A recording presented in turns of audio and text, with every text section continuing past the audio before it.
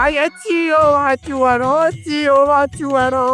आप ही तो सही ना था तो देखिया दूर नहीं खराब न थी वंजन लिया आयो वाचुआरो ना हमारो वाचुआरो आयो हमारो ओ ही है यो वाचुआरो हवा वारा वाचूड़ा त पाण सा गॾु किन्ने कलियूं खणी ईंदा आहिनि तू सॼी ॻोठ जूं ख़बरूं खणी आयो हूंदे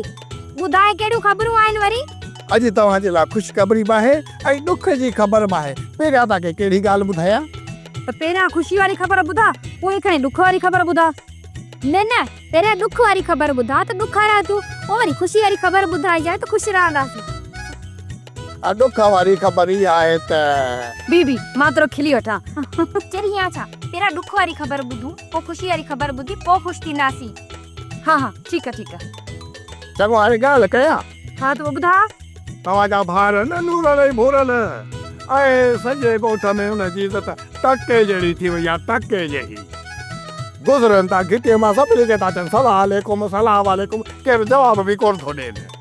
अजूरल ते न ज़िद में छितो थी पियो आहे बाक़ी भूरल जी तव्हांखे ख़बर आहे जाए जम खां बेस्तो आहे इज़त ऐं ज़िलत जी हुनखे त ख़बर ई कान थी पवे मुझे इज्जत वारा बा मुझे मिठड़ा बा निसी जातो आई रोहन पिटण थी वियो हाँ जेतिरो ॾुख हो ओतिरो नोसी पिटियोसी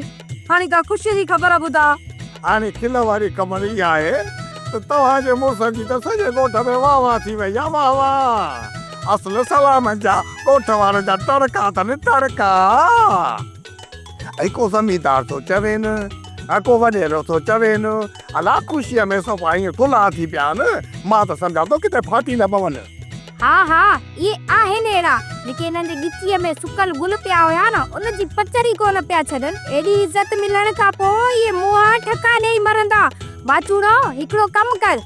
ऐं भाई हुकुम कयो कहिड़ो कमु करिणो आहे तूं हाणे उबते सुबते जो पीछो न छॾ हर ख़बर असांखे आणे ॾे हा बाचूड़ा जेकॾहिं इहे ख़बरूं तो असां ताईं पहुचायूं न असां तोखे ख़र्चियूं बि ॾींदियूंसीं तोखे कपिड़ा बि वठी ॾींदासीं छो त हाणे असां बि ज़िमेदारनि जूं ज़ालूं आहियूं को घटि आहियूं छा यला मूंखे त मज़ो थी वियो हेॾा हिननि जी ख़र्ची मिलंदी होॾा वरी मांधाणीअ वारनि जी ख़र्ची हाणे त मुंहिंजे लाइ मज़ो थी वियो मज़ो वाहे लॻे छा थो सोची कुझु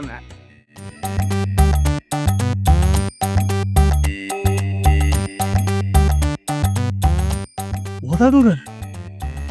अदाई कोर्ट जो नोटिस आयो कोर्ट जो नोटिस सोप सीरियल जहिड़ियूं ज़ालूं तहिड़ा मुड़ुस तमाम एपिसोड्स ॾिसो HD क्वालिटीअ में विजिट करियो असांजो YouTube channel Sindh TV HD drama subscribe कयो असांजो official YouTube channel Sindh TV HD drama ऐं वधीक अपडेट लाइ बेल आइकन खे क्लिक करियो